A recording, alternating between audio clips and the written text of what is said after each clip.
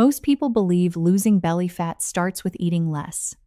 The Japanese woman you're about to meet would probably disagree, not because she follows a special diet, but because her morning begins in a completely different way. Just before sunrise, while much of Kyoto is still wrapped in silence, a 61-year-old woman gently slides open the wooden shoji door of her home. Cool morning air drifts inside. The first rays of sunlight stretch across the tatami floor. Somewhere outside, birds have just begun their morning song. She pauses for a moment. No phone, no coffee, no television, no rushing. She pours herself a simple glass of water, slips on her sandals, and quietly steps outside. She has repeated this same morning rhythm for years, not because she's trying to lose weight, not because she's following the latest health trend, simply because, to her, this is what a morning is supposed to feel like. Now imagine another morning. Somewhere in America, an alarm blares. A hand reaches for a phone before both eyes are even open. Notifications, emails, breaking news, coffee is brewing, breakfast is skipped. A high-intensity workout begins before sunrise. Calories are counted, protein is measured, everything looks productive, everything looks healthy, and yet, the stubborn belly fat never seems to go away. So what if we've been asking the wrong question all along?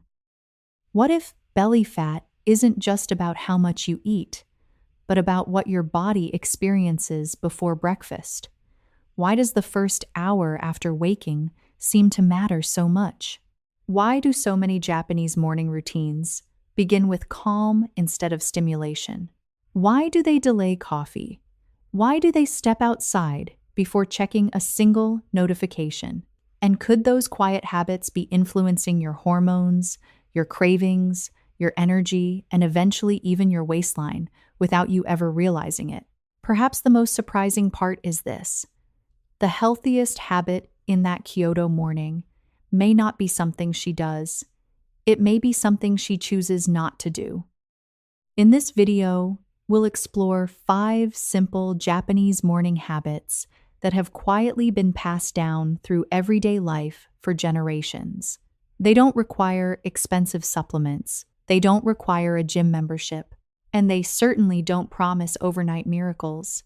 But by the end of this video, you'll understand why the first hour of your morning may be shaping the next 23 hours more than you ever imagined, and how a few small changes could make your mornings calmer, your energy steadier, and your health easier to support over time. Why belly fat is different. For decades, we've been told that losing weight is nothing more than simple math. Eat less, move more, burn more calories than you consume, and eventually the weight comes off. It sounds logical. In many ways, it is. Calories absolutely matter. No one can ignore that. But if the equation were really that simple, millions of people wouldn't still be asking the same frustrating question. Why is my belly the last place to change? Think about someone you probably know. Maybe they cut back on sugar, they stopped drinking soda, they joined a gym, they started walking every day. Some even lose weight almost everywhere else. Their face looks slimmer, their clothes fit better, yet the fat around the middle seems to stay exactly where it is. At some point, many people start blaming themselves. Maybe I don't have enough discipline. Maybe I'm just getting older. Maybe my metabolism is broken. The truth is usually more complicated than that, because belly fat isn't influenced by just one thing. It's shaped by many small factors working together over months and sometimes years. The quality of your sleep, the amount of stress your body carries every day, changes that naturally come with aging, hormonal shifts, your daily routines, even the order in which your morning begins. None of these replace the importance of nutrition or physical activity, but they do influence how your body responds to them. They affect how hungry you feel, how much energy you have, how well you sleep. how often you crave sugar in the afternoon, and how easy or how difficult it becomes to stay consistent with healthy habits. That's why two people can eat similar meals and follow similar exercise routines, yet experience very different results over time. One of the biggest reasons for that difference is something your body produces every single morning, a hormone called cortisol. Now, cortisol has developed a bit of a bad reputation online. People often talk about it as if it's the enemy. It isn't. In fact, you wouldn't want to live without it. Cortisol is part of what wakes you up each morning. It helps keep you alert. It prepares your body to meet the demands of the day. The real issue isn't that cortisol rises. It's supposed to. The question is, what happens when that natural morning rise is constantly amplified by stress, poor sleep, overstimulation, or rushed routines before your day has even begun? And that's where the Japanese approach becomes so interesting. Because rather than trying to fight cortisol, many traditional morning habits quietly work with the body's natural rhythm instead of against it. Understanding cortisol. So, what exactly is cortisol? Over the past few years, cortisol has become one of those words that gets blamed for almost everything. Feeling tired? People blame cortisol. Can't lose weight? It must be cortisol. Having trouble sleeping? Cortisol again. But that's only part of the story. The truth is, cortisol isn't your enemy. It's one of the reasons you're able to get out of bed every morning. Think of it as your body's natural alarm clock. Long before your phone buzzes or your alarm starts ringing, your brain has already begun preparing your body to wake up. Scientists call this the cortisol awakening response, or simply CAR. Within the first 30 to 45 minutes after waking, cortisol naturally rises. That isn't a mistake. It's exactly what a healthy body is designed to do. That gentle rise helps increase alertness. It prepares your muscles to move. It sharpens your focus. And it gives you the energy to begin a new day. In other words, waking up with higher cortisol isn't a problem. It's a sign that your internal clock is doing its job. The real problem begins when your body never feels safe enough to turn that alarm down. Imagine a smoke detector in your home. When there's real smoke, you want it to go off. That's exactly what it's designed to do. But if it kept blaring all day long, even after the smoke was gone, you wouldn't feel protected. You'd feel exhausted. Your body works in much the same way. When stress becomes a constant companion, when sleep is cut short, when mornings begin with rushing, notifications, and pressure before you've even taken your first deep breath, your nervous system can stay on high alert far longer than it needs to. And that's where things start to quietly change. Not overnight. Not because cortisol magically creates belly fat, but because stress changes behavior. When you're tired, you tend to move less. When you don't sleep well, you're more likely to crave sugary or high-calorie foods. When your energy crashes in the afternoon, convenience often wins over healthy choices. Act. One difficult day isn't the issue. Neither is one stressful morning. It's the pattern. Stress can lead to poorer sleep. Poor sleep often leads to stronger cravings. Stronger cravings can lead to overeating. Over time, those small choices begin adding up. And for many people, the waistline is one of the first places where that long-term pattern becomes visible. That's why the Japanese approach is so fascinating. It isn't about trying to eliminate cortisol. You can't, and you shouldn't. Instead, many traditional morning habits gently help the body move through its natural rhythm, allowing that morning rise to happen without constantly adding more stress on top of it. It's less about fighting your biology and more about working with it. And the first habit begins with something so simple that most people overlook it every single morning: a single glass of water. What kind of belly fat? Before we talk about the first Japanese morning habit, there's one small detail that's worth understanding. When people say they want to lose belly fat, they often imagine it's all the same. But your body actually stores fat around your abdomen in two different ways. The first is subcutaneous fat. That's the softer layer just beneath your skin, the kind you can pinch with your fingers. It certainly affects how your waist looks, but on its own, it isn't always the biggest concern. The second type is called visceral fat. Unlike subcutaneous fat, visceral fat isn't something you can grab with your hand. It sits deeper inside the abdomen, surrounding organs like the liver, pancreas, and intestines. Think of it this way. Subcutaneous fat is like a blanket resting on top of your body. Visceral fat is more like padding, packed around the organs inside. That's one reason health researchers pay so much attention to it. Over the years, numerous studies have found that carrying excess visceral fat is associated with a higher risk of conditions such as type 2 diabetes, heart disease, and metabolic problems. That doesn't mean every inch around your waist is dangerous. And it certainly doesn't mean you can tell exactly how much visceral fat someone has just by looking at them. Two people can have the same clothing size and very different amounts of fat stored deep inside the abdomen. That's why your waistline is only part of the story. What's happening beneath the surface matters too. This is also why improving your health isn't just about making your stomach look flatter. It's about creating an internal environment where your body no longer feels the need to store excess energy around some of its most important organs. And interestingly, many of the Japanese morning habits we're about to explore aren't designed to burn visceral fat directly. Instead, they gently support the daily rhythms that influence sleep, stress, appetite, and metabolism, the very systems that help determine how your body manages energy over time. It's a quieter approach, a slower approach, but perhaps that's exactly why it's lasted for generations.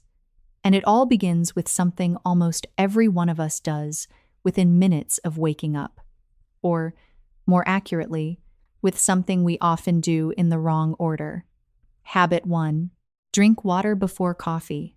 The first habit is so simple that most people overlook it, not because it's difficult, but because it's ordinary. After 7 or 8 hours of sleep, your body wakes up slightly dehydrated. You haven't had a sip of water all night. Meanwhile, your brain, your muscles, and every cell in your body are preparing to start a brand new day. And what do many of us do first? We head straight for the coffee maker. Now, there's nothing wrong with coffee. In fact, if you're like millions of Americans, it's probably one of your favorite parts of the morning. The Japanese aren't avoiding coffee because they believe it's unhealthy. Many of them enjoy coffee too. The difference is simply the order. They hydrate first, then they stimulate. That small change may seem almost insignificant, but your body notices it. The goal isn't warm water itself. Warm water isn't a magical drink. The real goal is to replace the fluids your body naturally loses overnight before asking it to process caffeine. If you enjoy warm water, that's perfectly fine. Many people find it gentle and comforting first thing in the morning. But if you prefer room temperature water, or even cool, plain water that works just as well, what's most important is giving your body a chance to rehydrate before reaching for your first cup of coffee. Some people in Japan add a small squeeze of lemon. Others don't. Some add a tiny pinch of sea salt. Others simply drink plain water. There's no single, perfect recipe. The habit is far more important than the ingredients. One quick note, though. If you have kidney disease, high blood pressure, or you've been advised to limit your sodium intake, Don't automatically add salt to your morning water. Plain water is more than enough for most people. Sometimes, the simplest version is also the best. Think of it this way. Imagine you've just driven a long distance. Before pressing hard on the accelerator again, you'd probably want to make sure there's enough fuel and fluid in the engine. Your body deserves the same courtesy. Hydration first. Stimulation second. It's a small shift. It takes less than a minute, but it's also the first quiet signal you send your body each morning. The day can begin, but it doesn't have to begin in a rush. And once your body has had that chance to wake up gently, the next Japanese habit becomes surprisingly important. It isn't something you drink, it's something you step into. Morning light. Habit 2. Step outside and let the morning find you. The second habit doesn't cost a thing. In fact, you've had access to it every morning of your life. Sunlight, or more accurately, natural morning light. One of the quiet routines you'll notice throughout Japan is that people often step outside soon after waking. Sometimes it's to walk to the neighborhood train station. Sometimes it's to visit a small shrine. Sometimes it's simply to water a few plants or sweep the front entrance. They're not necessarily doing it as a health routine. It's just part of daily life. Yet that simple habit may be doing far more than most people realize. When natural light reaches your eyes in the morning, it sends a powerful message to your brain. The day has begun. That signal helps synchronize your internal body clock, your circadian rhythm, which influences everything from your energy levels and sleep quality to your appetite and hormone balance later in the day.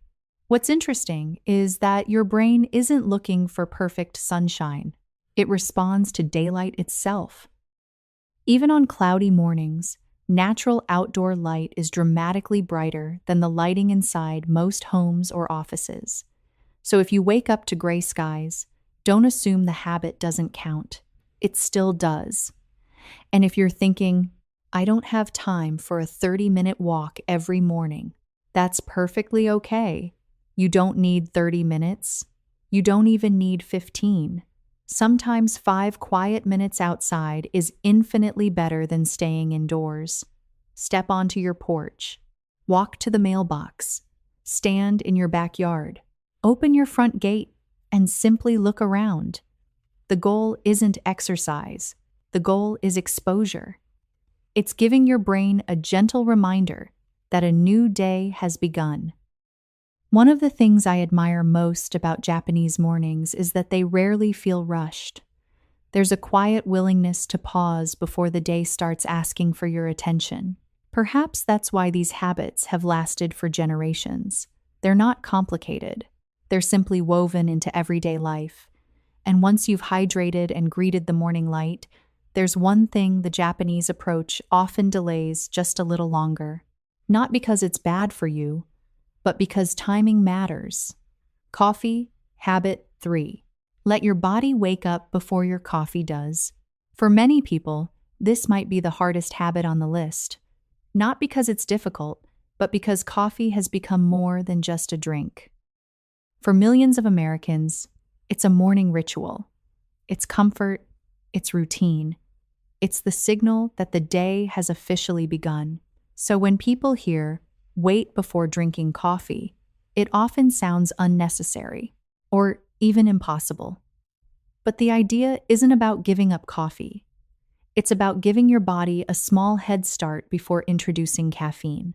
When you first wake up, your brain is already working hard to help you become alert. Part of that process happens naturally, as your body clears away chemicals that built up while you were sleeping. If caffeine arrives too early, it may temporarily cover up that process rather than allowing it to finish on its own. That's one reason some people experience a noticeable energy crash later in the afternoon. It's not that coffee is bad. It's simply that timing can change how it feels. This is one reason many Japanese mornings begin with water, light, and gentle movement before the first cup of coffee. Not because coffee is forbidden, because there's no rush. Now, Here's something important. The often mentioned 90-minute wait isn't a strict rule carved in stone. Life isn't that predictable. Maybe you leave for work at 6 in the morning. Maybe you're a nurse finishing a night shift. Maybe you're taking care of young children. Not everyone has the luxury of waiting an hour and a half. And that's perfectly okay. If waiting 90 minutes doesn't fit your life, don't let that stop you from making progress. Even waiting 30 to 60 minutes can feel noticeably different for many people compared to drinking coffee the moment they open their eyes. The goal isn't perfection. The goal is simply giving your body a chance to wake itself up before asking caffeine to do the job instead. One small improvement repeated every morning is far more valuable than chasing the perfect routine for a week and giving up. That's something the Japanese have understood for generations. Consistency quietly beats intensity, day after day, morning after morning. And once you've given your body water, natural light, and a little time to wake on its own, the next habit may surprise you even more, because it has nothing to do with drinking anything at all. It has to do with the way you move. Habit 4. Sanpo. The walk that was never meant to burn calories. If you've ever searched for ways to lose weight, you've probably seen the same advice over and over again. Walk faster, walk farther, burn more calories, close your rings, hit 10,000 steps. There's nothing wrong with those goals. Movement is one of the best gifts you can give your body. But the Japanese idea of Sanpo begins from a very different place. The word Sanpo simply means taking a walk. Yet, in Japan, it often carries a quieter meaning. It isn't exercise, it isn't cardio, it isn't another task to check off before work, and it certainly isn't about earning your breakfast. It's simply the practice of moving through the world without rushing. You walk because the morning is beautiful. You walk because fresh air feels good. You walk because your body was made to move, not because your smartwatch tells you it's time. That's a very different mindset. In many parts of Japan, you'll see older adults strolling through neighborhood streets, visiting a small shrine, stopping to admire seasonal flowers, or exchanging a few words with a neighbor. No headphones, no stopwatch, no race, just movement. And while it may not look impressive, many people notice something quietly changing when they walk this way. Their breathing becomes slower, their thoughts become less noisy.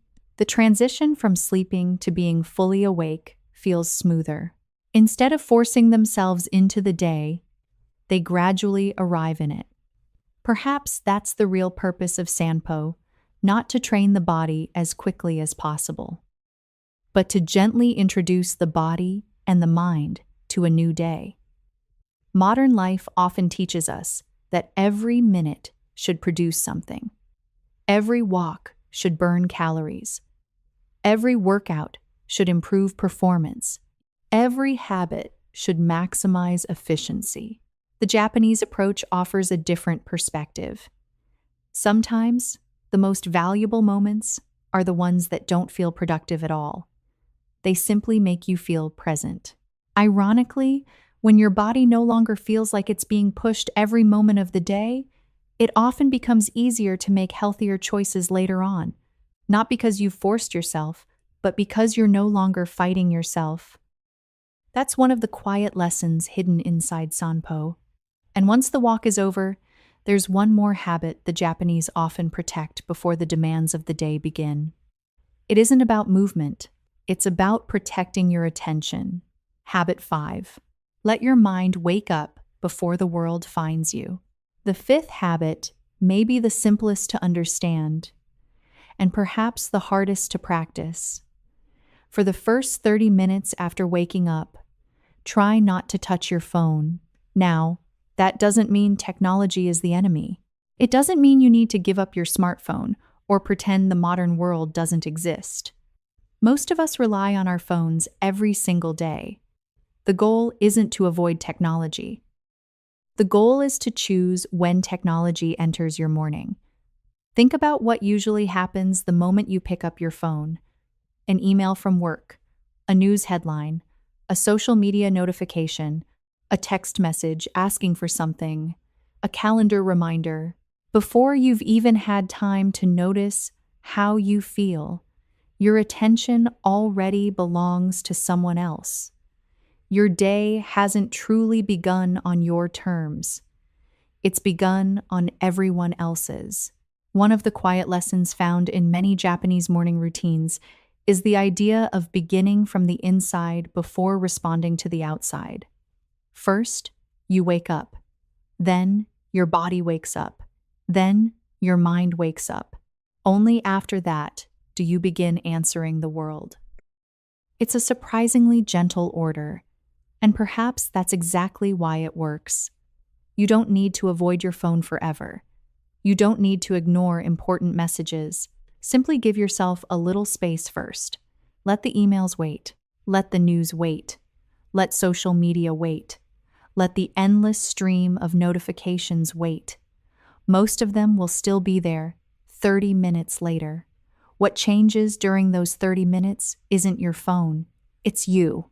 Instead of beginning your day by reacting, you begin it by arriving.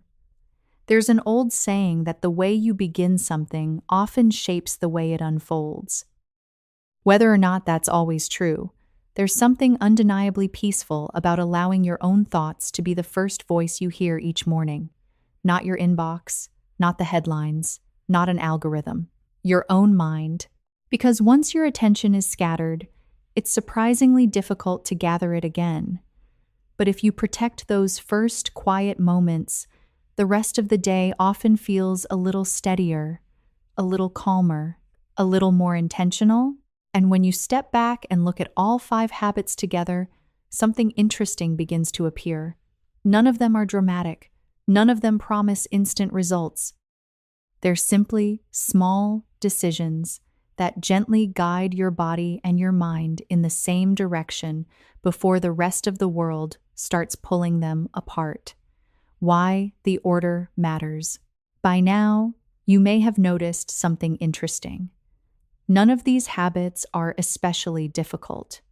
A glass of water, a few minutes of morning light, waiting a little before coffee, a slow walk, keeping your phone out of your hands for a little while. Individually, none of them seem powerful enough to change much. And that's exactly why so many people underestimate them. The real strength isn't found in any single habit, it's found in the order. Imagine a row of dominoes standing side by side. One domino, by itself, doesn't look very impressive, but tip the first one over, and suddenly every piece begins moving together. Japanese mornings often work the same way. The first habit prepares the second. The second quietly supports the third. And before you realize it, you've changed the rhythm of your entire morning. It might look something like this. You wake up and drink water. Your body begins to rehydrate after the night. Then you step outside for natural morning light. That light helps reinforce your circadian rhythm, your body's internal clock. A healthier circadian rhythm often leads to better sleep later that night. Better sleep makes it easier to wake with steadier energy the next morning. Steadier energy often means fewer afternoon crashes. Fewer crashes usually mean fewer cravings for sugar or highly processed snacks.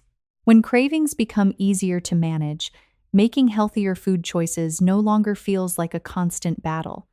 And when those choices become part of daily life, maintaining a healthy waistline often becomes easier too. Notice what didn't happen in that sequence. There wasn't a miracle. There wasn't a secret fat-burning trick. There wasn't one magical habit that changed everything overnight. Each small choice simply made the next healthy choice feel a little easier.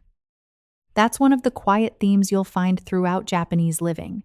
Big changes rarely begin with big actions. They usually begin with small actions repeated so consistently that they eventually become part of who you are. Perhaps that's why these habits have lasted for generations. They're not built on motivation, they're built on rhythm. And rhythm is often easier to maintain than willpower.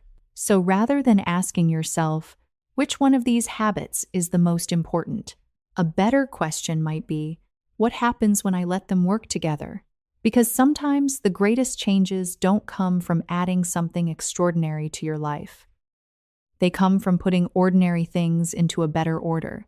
And if you'd like to experience that for yourself, there's a simple way to begin.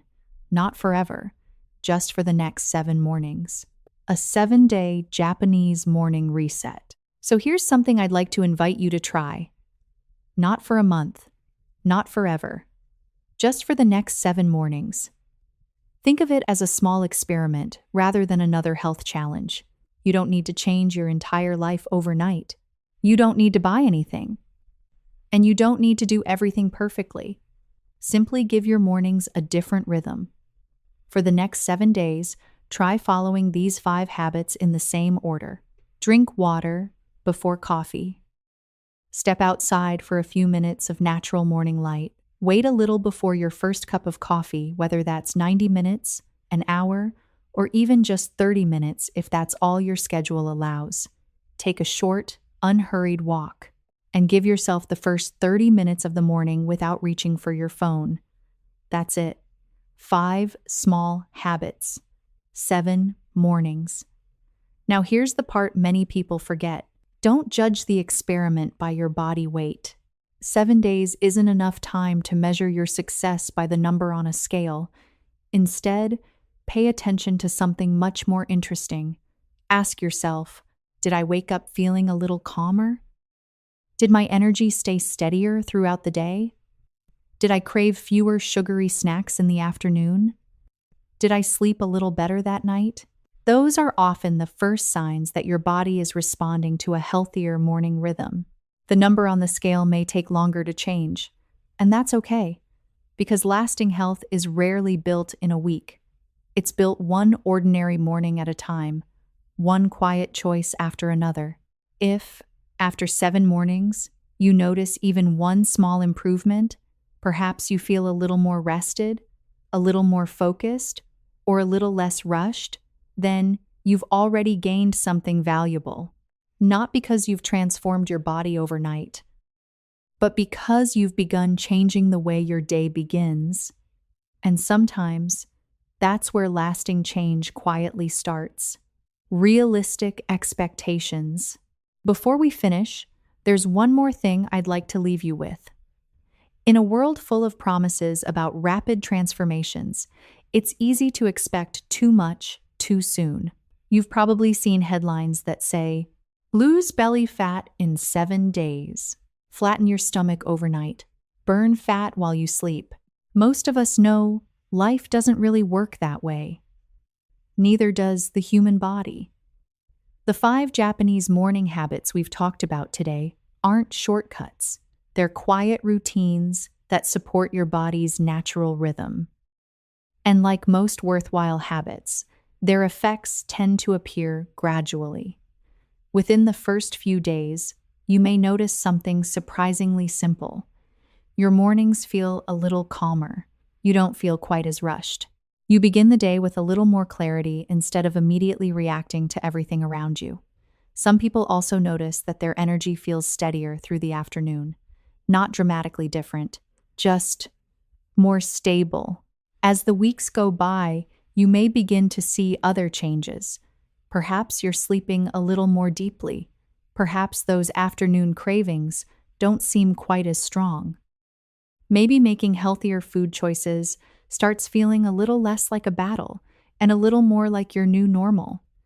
Those changes may seem small at first, but small changes have a way of building on each other. Now, what about your waistline? That's the question many people are waiting to ask. The truth is, visible changes around your waist usually take longer, especially as we get older, and especially if those habits aren't paired with balanced eating and regular movement. There's no honest way around that. But here's something I've learned over the years. When you focus only on the number on the scale, it's easy to miss the improvements that matter most. Better sleep, more consistent energy, a calmer morning, fewer cravings. Those are often the first signs that your body is moving in a healthier direction. And once those foundations become stronger, the physical changes often become easier to sustain.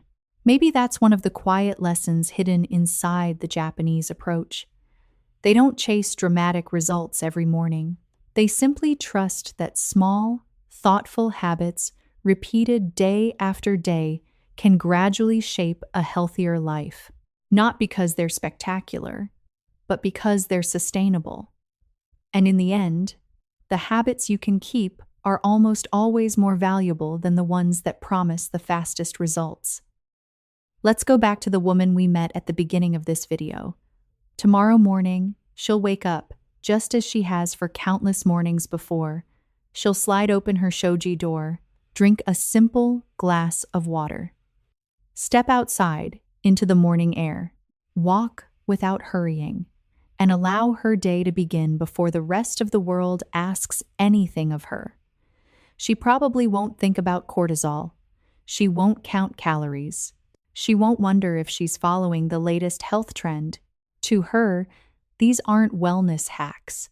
They're simply the rhythm of an ordinary morning. And perhaps that's the most valuable lesson hidden inside Japanese living. Health isn't always built through dramatic changes. More often, it's shaped by quiet choices that are repeated so consistently they no longer feel like effort. A calmer morning, one thoughtful decision after another, one ordinary day at a time. Will these 5 habits instantly transform your waistline? Probably not. But they may transform something even more important: the way your body wakes up, the way your mind enters the day, and the relationship you build with your own health over the years ahead. Because lasting health rarely comes from forcing the body. More often, it comes from learning to work with it. Maybe that's why these simple Japanese morning habits have quietly endured for generations. Not because they're complicated, not because they're trendy, but because they fit naturally into everyday life. So, tomorrow morning, before you reach for your phone, before you pour your coffee, before the rush begins, pause for just a moment. Take a breath, drink a glass of water, step into the morning light, and see how different your day feels when you let your body wake up at its own pace. Because, in the end, Japanese mornings aren't built around doing more. They're built around disturbing the body less. And sometimes, the quietest changes become the ones that last the longest. Thank you for spending this time with us. If you enjoy exploring the timeless habits and everyday wisdom behind Japanese living, we'd love to have you join us again here on Inside Japanese Living. Until next time, take good care of yourself. Before you leave, I'd like to ask you for one small favor. Don't choose just one of these habits. Try all 5. Not forever, just for the next 7 mornings. Think of it as an experiment, not a challenge. You don't have to do everything perfectly. If one morning doesn't go as planned, simply begin again the next day. What matters isn't perfection. It's giving your body the chance to experience a different rhythm. And when those 7 mornings are over, come back to this video and tell us what changed first. Not the number on the scale. Forget about that for now.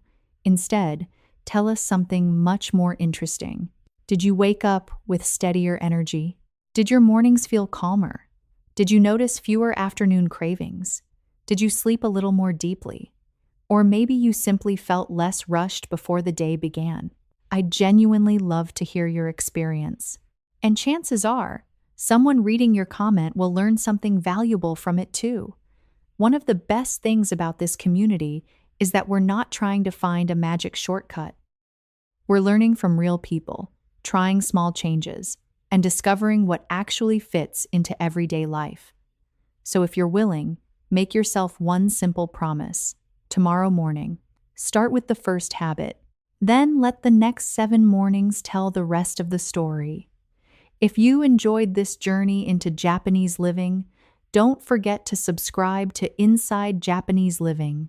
We explore the quiet habits, timeless wisdom, and everyday routines that have helped generations of Japanese people build healthier, calmer, and more meaningful lives.